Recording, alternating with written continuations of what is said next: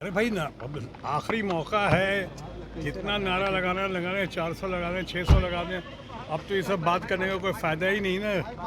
राज खुल चुका है करीब करीब, और चार चार तारीख को इसकी पुष्टि हो जाएगी। 4 तारीख के पहले किसी का कुछ कहना अभी तो व्यर्थ है, या फ्रस्ट्रेशन की निशानी है बहुत लोगों के लिए जो ऐसी बातें कर रहे हैं। मैं इस मामले पे अब कुछ नहीं कह सकता हूँ। आज चुनाव प्रचार की आखिरी शाम थी। इस बार ख़त्म करके मैं भी कलकत्ता से आ रहा हूँ। बहुत सारे लोग जगह जगह से आज करके आ रहे हैं, क्योंकि मेरा वोट पटना में है और मैं हर साल हमेशा जब ज़रूरत होती है वोट देने आता हूँ और पटना ज़रूर आता हूँ। तो अभी आपके सामने गया था, चुनाव प्रचार ख़त्म करके सिर्फ पटना आया हूँ अपना वोट डालने के लिए, अपने कर्तव्य का पालन करने के लिए। हर किसी को वोट डालना चाहिए, और उसी सिलसिले में उसी कड़ी में मैं सामने हूँ यहाँ पे। अब बाकी जो बातें करूँगा वो 4 तारीख के बाद ही करूँगा। सर, तो अब आखिरी चरण का चुनाव है, क्या लगता है सर? नहीं, मैं तो बोल चुका हूँ, अपनी राय रख चुका हूँ हर जगह।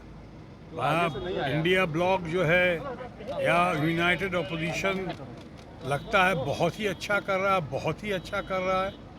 रिजल्ट्स अप्रत्याशित होंगे, इंडिया ब्लॉक के फेवर में होंगे। एक तरफ यहाँ कह रहा हूँ, ये भी हमने कहा है कि ममता जी का, और आज जो बंगाल में जो आज उनकी लहर है, पूरे देश में सबसे ज़्यादा सबसे बड़ा मतदान अगर कहीं हुआ है तो बंगाल में हुआ है। 78% 80% को टच कर रहा है। और ये जो 7वां चरण है परसों, मैं समझता हूँ उसमें सारे पुराने रिकॉर्ड भी टूट जाएंगे। शायद 80% से भी ऊपर का होगा चुनाव, कम से कम बंगाल में। उस बिना पर मैं कह सकता हूँ कि ममता जी इस बार बिल्कुल स्वीप करेंगी।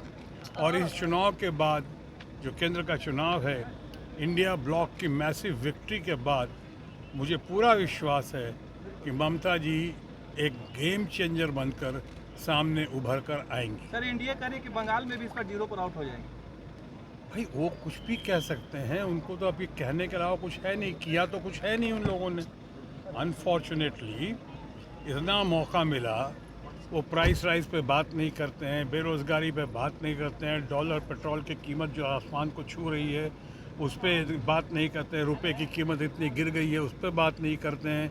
किसानों को कहा था उन्होंने 2022 तक कि आमदनी डबल हो जाएगी, वो नहीं कर पाए। सिंगल आमदनी के भी लाले पड़े हुए हैं, उस पर बात नहीं कर रहे हैं। लोगों को आवास देने की बात की थी, वो नहीं हुआ। सारी गारंटी फेल हो गई। तो हम नई गारंटी लेकर आए हैं सामने, जिस पे आज कोई विश्वास नहीं कर रहा है, इसलिए कि मेरे मित्र जो हैं आज भारतीय जनता पार्टी और एनडीए की, वो अपनी पूरी विश्वसनीयता खो चुके हैं, क्रेडिबिलिटी खो चुके हैं। तो लोग कोई विश्वास नहीं कर रहा। पुरानी एक गारंटी पूरी हुई नहीं और नई गारंटी लेकर आप सामने आ रहे हैं, किसको मूर्ख बनाने की कोशिश कर रहे हैं। तो ये लोग देख रहे, इसलिए अब उनके पास जब करने को कुछ नहीं बचा है तो कहने को कहे जा रहे हैं। और ख़ासकर अब की घड़ी में वो लोगों को भ्रमित करने की कोशिश कर रहे हैं। कुछ उनकी कथनी और करनी में बहुत अंतर है, और ये साफ दिखाई पड़ रहा है। और मुझे लगता है इसका खामियाजा जो है, इसका नतीजा जो है, उनको भुगतना पड़ेगा 4 तारीख को। कुमारी जा रहे हैं ध्यान करने के लिए।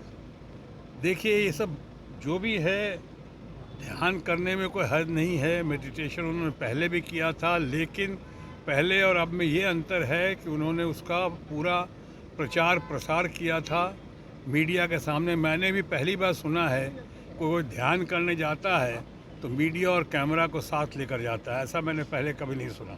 अब वो करने की कोशिश कर रहे हैं।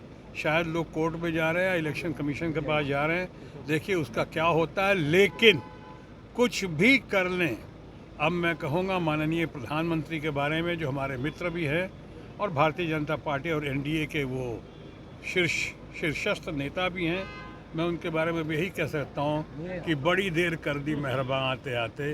10 साल में अगर कुछ किया होता तो ये सब करने की ज़रूरत नहीं पड़ती, इतने सारे हथकंडे अपनाने की ज़रूरत नहीं पड़ती। मैंने अभी कहा कि अपनी विश्वसनीयता खो चुकी है हमारी एनडीए और उनके दोस्त बीजेपी के फ्रेंड्स। सो अब बहुत देर हो चुकी है, 4 को नतीजे सामने आए। बिहार में तेजस्वी क्या जिस तरह से 291 सभा की है, 251, क्या लगता है 40 सीट पर कितना रंग दिखाएगा तेजस्वी का, या 251? नहीं, तेजस्वी से लोगों को बहुत उम्मीदें हैं। तेजस्वी बहुत अच्छा कर रहे हैं और तेजस्वी ने जो काम किया है मैं समझता हूँ उसका बहुत अच्छा परिणाम मिलेगा। आज युवा पीढ़ी या बाकी लोगों को तेजस्वी के ऊपर बहुत भरोसा है और मैं समझता हूँ कि बहुत अच्छा परिणाम हासिल करेंगे। पटना साहिब से फिर से एक बार रविशंकर प्रसाद है। जी।